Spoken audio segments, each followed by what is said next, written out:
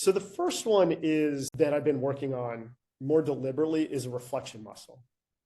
And much more in time. So we went to a Staples benefit fair last year. And there's a part of like, I'm taking some notes as I'm kind of talking to, Staples employees and talking to our contacts and observing other vendors. And I'm thinking in my head of like, how would I do this better, different next time? But I started to take notes and notes of like, some of them are observations I'm making that aren't necessarily reflections, as I don't forget them. It starts with myself. Like, what do I want to do and make an impact better next time?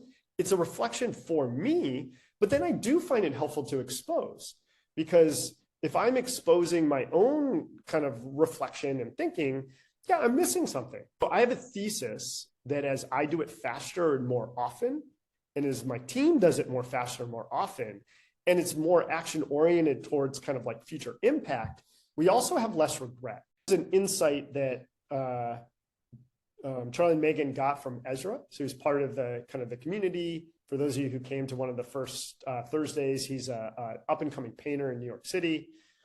And his, the way he approaches kind of painting is he works on 7 paintings at one time.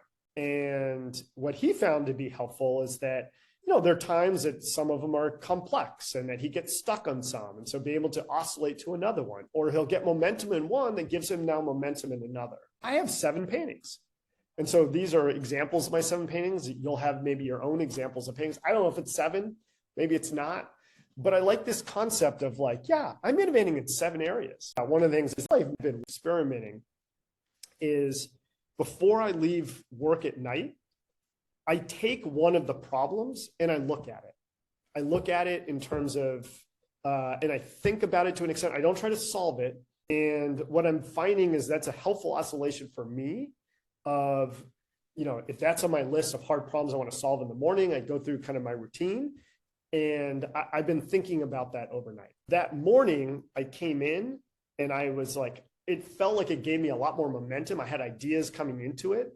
But what I find is when I'm not going all in on things, I'm generally trying to just get it done with, and I think that's the time management versus energy management. It's like we may have 5 meetings, and so we may have, and sometimes there's control, sometimes, there's not. But I think, that energy piece is something that we have a lot more control than I think we give ourselves credit for.